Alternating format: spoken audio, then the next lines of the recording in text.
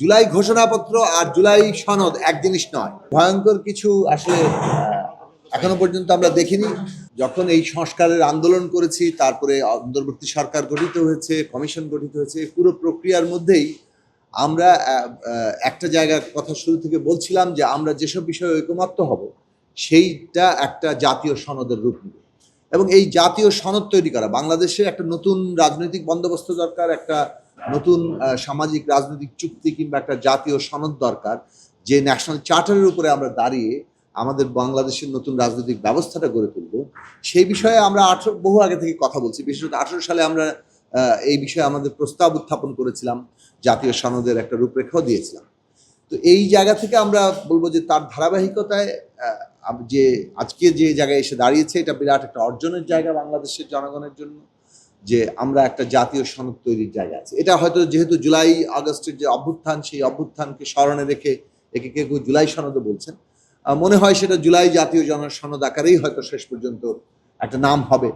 এই জুলাই জাতীয় সনদ যেটা আমাদের তৈরি হতে যাচ্ছে, তার খসড়াটা ইতিমধ্যে মাত্র প্রস্তাবনা হয়েছে, এবং খসড়ার প্রথম অংশ কিংবা ইন্ট্রোডাকশন এখনো পর্যন্ত যে প্রশ্নগুলো জুলাই জাতীয় সনদে অন্তর্ভুক্ত হবে তা এখনো পুরোপুরি মানে খসড়াতেও যুক্ত হয়নি।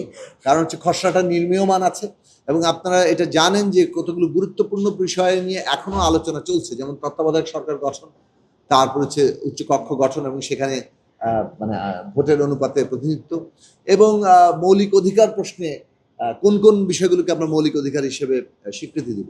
এগুলো গুরুত্বপূর্ণ বিষয় এখনো আলোচনায় সিদ্ধান্ত হয়। আবার অনেকগুলো গুরুত্বপূর্ণ প্রশ্নে আমরা সিদ্ধান্ত নিতে পেরেছি।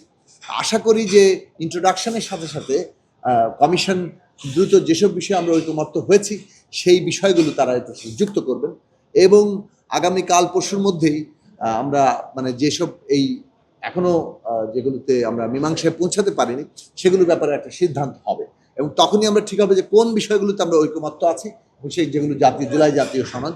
আর যেসব বিষয়ে ঐকমত্য নাই, যেসব বিষয়ে পার্থক্য শেষ পর্যন্ত থেকে যাচ্ছে, সেগুলো নিয়ে জনগণের কাছে যেতে হবে। যার যার দল যে অবস্থান গ্রহণ করে সেটা নিয়ে তারা জনগণের কাছে যাবে। জনগণ যাকে মানে সমর্থন করবেন, বিজয়ী করবেন, তারা সেই অনুযায়ী আসলে পরবর্তী বাংলাদেশের রাজনৈতিক কাঠামোটা দাঁড়াবে। এক্সট্রিম মশার কয়েল প্ল্যান্ট ফাইবার দিয়ে তৈরি, ডেঙ্গু, চিকুনগুনিয়া বাহি সহ যে কোনো মশার বিরুদ্ধে দেয় এক্সট্রিম সুরক্ষা। খসড়া মানেই হচ্ছে যে সেখানে সংযোজন বিয়োজন হবে, কাজে এটাকে অসম্পূর্ণ বললে ভুল হবে। একটা খসড়া দেওয়া হয়েছে, যে খসড়াটাও পূর্ণ নয়, খসড়ার সাথে আরো কিছু যুক্ত হবে, কেননা যেসব বিষয় ইতিমধ্যে ঐকমত্য হয়েছে, যেমন ধরুন আমরা অন্ততপক্ষে 12টা বিষয়ে যুক্ত হয়েছে। যে কোনো খসড়ার প্রাথমিক জিনিসই হচ্ছে সেখানে কিছু সংযোজন বিয়োজন হবে, কিন্তু ভয়ঙ্কর কিছু আসলে এখনো পর্যন্ত আমরা দেখিনি। আমরা মনে করি যে পুরো প্রস্তাবনার মধ্যে এমন ভয়ঙ্কর কিছু নেই, দ্বিমতের জায়গা থাকতে পারে। এটা ঐকমত্য কমিশন আমাদের কাছে যে পুরো প্রস্তাবনা দিয়েছিল তার মধ্যে এমন কোনো ভয়ঙ্কর কিছু নেই। এটাতে আসলে দ্বিমতের হয়তো জায়গা আছে, এবং আমরা ন্যূনতম ঐকমত্যের জায়গায় সে কারণেই পৌঁছেছি। প্রথম বিষয় হচ্ছে এগেইন আমরা কিন্তু জুলাই সনদ, জুলাই ঘোষণার সাথে অনেক সময় গুলিয়ে ফেলি, এবং এটা ব্যাপকভাবে এই বিভ্রান্তিটা সর্বত্র ছড়িয়ে পড়েছে। জুলাই ঘোষণাপত্র আর জুলাই সনদ এক জিনিস নয়। জুলাই ঘোষণাপত্র হচ্ছে জুলাই যে অভ্যুত্থান, তার প্রেক্ষাপট, তার ভেতর থেকে কি প্রেক্ষাপটে অভ্যুত্থান হয়েছে এবং কি কারণে অভ্যুত্থান হয়েছে, এবং সেইটা কি ধরনের আকাঙ্ক্ষা ভবিষ্যৎ বাংলাদেশের একটা দিশা হাজির করছে, এই বিষয়ক একটা রাজনৈতিক দলিল। সুতরাং এই জুলাই ঘোষণাপত্র একটা আলাদা জিনিস, যেটা ইতিমধ্যে ফেব্রুয়ারি মাসে সব দল তাদের মতামত দিয়ে দিয়েছে। সুতরাং কেন এটা তৈরি হচ্ছে না জুলাই ঘোষণাপত্র এখনো, সেটা কিন্তু সরকারের জবাবদিহি করা দরকার। আমরা অনেককে দেখি জবাবদিহি চায়, এমন একটা অবস্থান তৈরি করেন যেন জুলাই ঘোষণাপত্র কেউ আটকে রেখেছে, কিন্তু কে আটকে রেখেছে আমরা সেটা জানি না। বরং সরকারকে এই বিষয়ে এখন পরিষ্কার দেওয়া দরকার যে জুলাই ঘোষণাপত্র কেন হচ্ছে না। কিন্তু জুলাই সনদ, যেটা আমরা এখন বলছি যে জুলাই জাতীয় সনদ, মানে এইটা আপনারা এভাবেই হাজির করবেন যে এটা হচ্ছে সংস্কার প্রশ্নে কোন কোন বিষয়ে আমরা ঐকমত্য হচ্ছে, সেইটা জুলাই জাতীয় সনদ। এখন সেক্ষেত্রে এর দুটো অংশ আছে, একটা হচ্ছে প্রিয়াম্বল কিংবা সূচনা বক্তব্য, আরেকটা হচ্ছে পয়েন্ট ধরে ধরে, যেমন আর্টিকেল 70, প্রধানমন্ত্রীর কার্যকালের সর্বোচ্চ মেয়াদ, এই এই এই সমস্ত বিষয়, এক ব্যক্তি কত বছর প্রধানমন্ত্রী থাকতে পারবেন, তারপরে হচ্ছে যে আমরা বিচার বিভাগের স্বাধীনতা, এইভাবে ইতিমধ্যে প্রায় 12টি গুরুত্বপূর্ণ প্রশ্নে আমাদের কিন্তু ঐকমত্য তৈরি হয়েছে।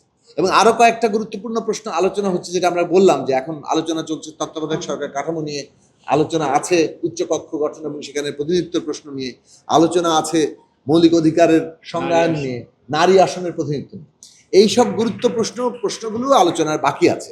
তাহলে যেগুলো বিষয়ে ঐকমত্য হয়েছে, যেসব গুরুত্বপূর্ণ প্রশ্ন আলোচনা এখন বাকি আছে, এই সব কিছু শেষ হওয়ার পরে যেগুলো বিষয়ে আমরা একমত হলাম সেটাই জুলাই সনদে আসবে, উইথ যেগুলো নোট অফ ডিসেন্ট আছে ওগুলি সহ। আর যেসব বিষয়ে ঐকমত্য নাই সেটা কিন্তু বলাই হচ্ছে যে এই বিষয়ে ঐকমত্য হয় নাই। এটা রাজনৈতিক দলগুলো কিভাবে তাদের নিজেদের বক্তব্যে ভবিষ্যৎ ম্যানিফেস্টোতে আনবেন, যারা সমর্থন করেন তারা আনবেন, যারা সমর্থন করেন না তারা তাদের বক্তব্য নিয়ে ম্যানিফেস্টোতে যাবেন।